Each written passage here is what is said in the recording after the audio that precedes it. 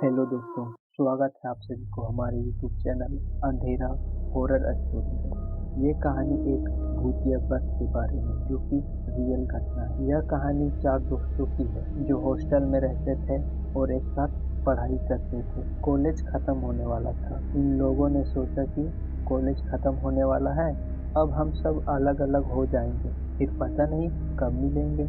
5 तारीख तक या एक साथ रह सकते थे, उसके बाद यह 6 तारीख को अपने अपने घर चले जाते। इन सभी दोस्तों के नाम मैं बता देता हूँ। राहुल, मोहन, श्याम और रोशन था। राहुल हर काम को समय पे करता था और वह कोई भी काम देरी से नहीं करता था। वह समय का पक्का था। राहुल ऐसा ही लड़का था, उसने आज बोला है तो मतलब आज ही करेगा। मोहन थोड़ा भूत प्रेत से ज्यादा डरता था। यह लोग डिसाइड करते हैं कि कॉलेज खत्म होने की खुशी में हम सब कहीं घूमने चलेंगे। सब कोई तैयार था, लेकिन राहुल नहीं जाना चाहता था क्योंकि 6 तारीख को उसको तो घर जाना था। यह सब बोलते हैं कि चल यार घूम के आते हैं, लास्ट बार ही तो है, फिर कब मिलेंगे पता नहीं, और हम सबको भी तो 6 तारीख को घर जाना है। यह सब चारों तैयार हो जाते हैं। यह चारों का घर आस पास ही था, लेकिन चारों के सपने या ड्रीम अलग अलग थे। कॉलेज के बाद यह सब अपने अपने काम में लगने वाले थे। यह लोग जहाँ घूमने के लिए जा रहे थे वह करीब 7 से 8 घंटे का रास्ता था। 1 तारीख को यह लोग घूमने के लिए गए और 5 दिन तक घूमेंगे यह तय हुआ। यह चारों दोस्तों ने बस की टिकट बुक कर ली और 6 तारीख को इनको वापस भी आना था, इसलिए यह सब रिटर्न टिकट भी बुक करवा लिए थे। यह लोग मस्ती से गए और घूमे फिरे, एंजॉय किए। यह लोग जहाँ गए थे वह बहुत ही अच्छा जगह था, इन्हें बहुत पसंद आया था, जिसके चलते यह लोग एक दिन ज्यादा घूम लेते और ये सब अब अपने घर जाने के लिए तैयार थे। यह सब बस स्टॉप में पहुंच जाते हैं। बस इनकी 3 बजे शाम में थी और यह लोग रात के 9 बजे अगले दिन आते हैं, यानी 5 तारीख के बजाय 6 तारीख को आते हैं। अब इन्हें कोई भी बस नहीं मिलती, सारी बस निकल चुकी थी। एक बस थी तो वह आधे घंटे पहले निकल गई थी और वह आखिरी बस थी। अब इन्हें कल सुबह के 8 बजे को ही बस मिलती। यह सब बोलते हैं ठीक है, अब हम सब सुबह को ही निकलेंगे, रात भर अब हम स्टेशन में ही रहेंगे। सब लोग तैयार थे, लेकिन राहुल अभी रात में ही जाना चाहता था क्योंकि उसे जल्दी थी और घर में उसे कुछ काम था। वह बोल रहा था कि मुझे अभी जाना है, मैं जा रहा हूँ, तुम्हें आना है तो मेरे पीछे पीछे आओ, मैं लिफ्ट मांग के चला जाऊँ। इनके सारे दोस्तों ने मना किया कि मत जा, लेकिन यह अकेले चला जाता है। यह लोग भी बोलते हैं ठीक है, तू जाना चाहता है तो जा। रात के करीब 9:30 बज रहे थे। राहुल हर गाड़ी से लिफ्ट मांगता है, लेकिन उसे कोई नहीं लिफ्ट देता है क्योंकि उसे कोई जानता तक नहीं था।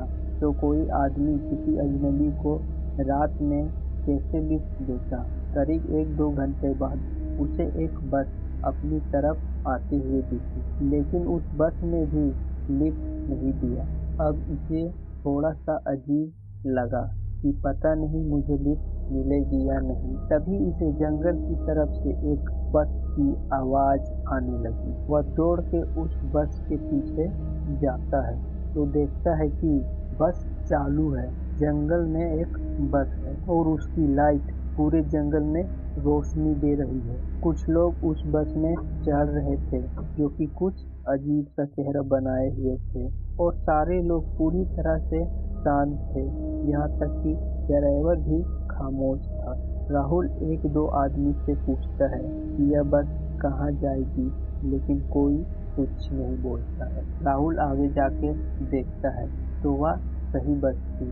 वह बस राहुल के शहर तक जाने वाली थी। जैसे आप सबने देखा होगा कि बस में एक बोर्ड होता है, जिसमें लिखा रहता है कि वह बस कहाँ कहाँ जाने वाली है। सारे लोग लाइन से बस में चढ़ रहे थे। यह भी लाइन में लग जाता है। यह सबसे पीछे था। सब लोग बस में चढ़ रहे थे, यह भी चढ़ जाता है। यह देखता है कि बस में तो कोई नहीं है, अभी तो बहुत सारे लोग बस में चढ़े थे, पूरी सीट खाली थी। यह सोचता है, खैर छोड़ो, मुझे क्या, मैं कोई भी सीट पकड़ लेता हूँ और बैठ जाता हूँ। यह जैसे ही बैठने के लिए जाता है, उसी सीट के अंदर से पट से एक आत्मा यानी आदमी बाहर आता है। वो भी चीख के चिल्लाते या डर जाता है। यह दूसरी सीट पर जाता है, फिर उस सीट के भी अंदर से पट के एक आदमी बाहर आता है। वो भी चीखते चिल्लाते या फिर से डर जाता है और फिर आगे यानी पीछे की सीट पर बैठने जाता है। तभी उसी सीट के अंदर से एक और आदमी बाहर आता है, वो भी जोर से चीखते हुए, एकदम बहुत ही ज्यादा साउंड से। अब यह बहुत ज्यादा डरने लगता है। तभी सारे आदमी इसे चारों तरफ से घेर लेते हैं और इसके पास आने लगते हैं। इन सभी के चेहरे बहुत ही अजीब था और बहुत ज्यादा डरावने दिख रहे थे। किसी के मुंह से खून आ रहा था, तो किसी की आंखें नहीं थी, तो किसी का सर नहीं था। बहुत ही अजीब तरह से सभी लोग, इन सभी ने एक साथ इसके ऊपर झपट्टा मारा। राहुल का वहीं पे दी एंड हो गया, खत्म। अब राहुल भी एक भूत यानी आत्मा बन चुका था। अब राहुल के तीनों दोस्त बस पकड़ के आराम से घर आ जाते हैं और अपने अपने घर चले जाते हैं। कुछ देर बाद राहुल की माँ का फोन आता है कि बेटा तुम लोग कहाँ हो, राहुल अभी तक घर नहीं आया। यह सब तीनों दोस्त घबरा जाते हैं और राहुल के घर जाते हैं और उसकी माँ को बताते हैं कि बस स्टेशन तक तो हम लोग साथ में थे, लेकिन राहुल को थोड़ी जल्दी थी, इसलिए वह हम सबसे पहले निकल गया। अब सबने बोला ठीक है तुम जाओ, उसे तो हम सबसे पहले आ जाना चाहिए था, पता नहीं क्या हुआ। यह सब परेशान हो जाते हैं और पुलिस में रिपोर्ट करते हैं और पुलिस के साथ यह लोग बस स्टेशन और उसके आसपास के इलाके में उसे ढूंढते हैं, लेकिन उसका कुछ पता नहीं चलता है और वह कहीं नहीं मिलता है। पता नहीं राहुल कहाँ गायब हो गया था। पुलिस अपनी खोजबीन जारी रखती है। यह सब अपने अपने घर वापस आ जाते हैं। मोहन जो था वह भूत प्रेत से कुछ ज्यादा ही डरता था। वह अपने घर में आराम से सो रहा था और वह घर में अकेला था। उसके घर के कुछ लोग कुछ दिनों के लिए कहीं गए हुए थे। मोहन करीब 10 बजे तक सो गया था। करीब 1 घंटे बाद उसे एक बस की आवाज सुनाई देती है। वह जाके देखता है कि उसके घर के सामने एक बस खड़ी है और वह चालू है। बस के अंदर कोई नहीं दिख रहा था क्योंकि बस पूरी तरह से काले शीशे से बंद थी। मोहन धीरे धीरे बस के पास जाने लगता है। मोहन को डर लग रहा था, लेकिन फिर भी वह बस के पास चला जाता है। तभी अचानक से बस का दरवाजा खुल जाता है। यह थोड़ा घबरा जाता है और बस में झांकने की कोशिश करता है कि उसके अंदर कौन है। तभी बस की हॉर्न बज जाती है और यह बहुत जोर से डर जाता है और सीधा अपने घर भाग जाता है और चुपचाप जाकर सो जाता है। बस पूरी रात इसके घर के सामने में खड़ी रहती है और हॉर्न देती रहती है, लेकिन मोहन अपने घर से बाहर नहीं निकलता है। वह रात भर ठीक से सो भी नहीं पाया था। अगले दिन वह अपनी सारी बातें अपने दोस्त श्याम के घर जाके उसे बताता है कि मेरे साथ ऐसा ऐसा हुआ था, जो जो उसके साथ हुआ था, और वह श्याम के ही घर में सो जाता है। वह बहुत ज्यादा डर गया था। अब वह अपने घर भी नहीं जाना चाहता था। फिर यह दोनों एक साथ सो जाते हैं। फिर करीब 12 बजे वह बस घर के सामने फिर से आ जाती है।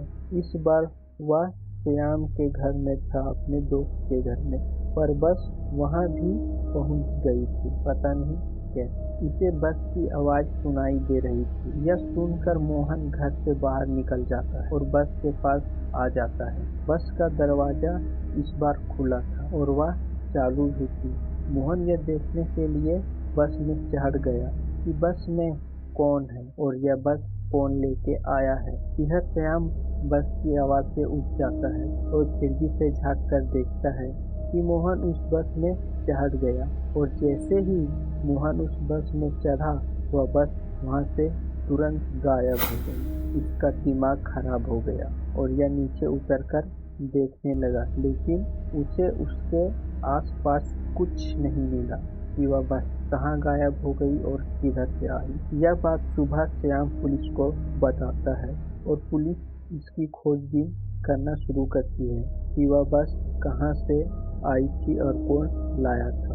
अगले दिन फिर करीब 12 बजे वही बस श्याम के घर के सामने आ जाता है और फिर श्याम भी उसी तरह से गायब हो जाता है और यह बात की खबर पुलिस को दे दी जाती है कि श्याम भी गायब हो गया है। अब पुलिस बहुत ही ज्यादा सीरियस होकर इस केस की जांच कर रही थी। तभी पुलिस को पता चलता है कि 5 तारीख को एक बस का एक्सीडेंट हुआ था हाईवे से थोड़ा अंदर जंगल तरफ, मतलब ऐसे हाईवे से ऐसे बस नीचे उतर गई थी, मतलब जिसमें कुल 30 यात्री थे, जिसमें 26 यात्री की लाश मिली, लेकिन 4 यात्री की लाश नहीं मिली।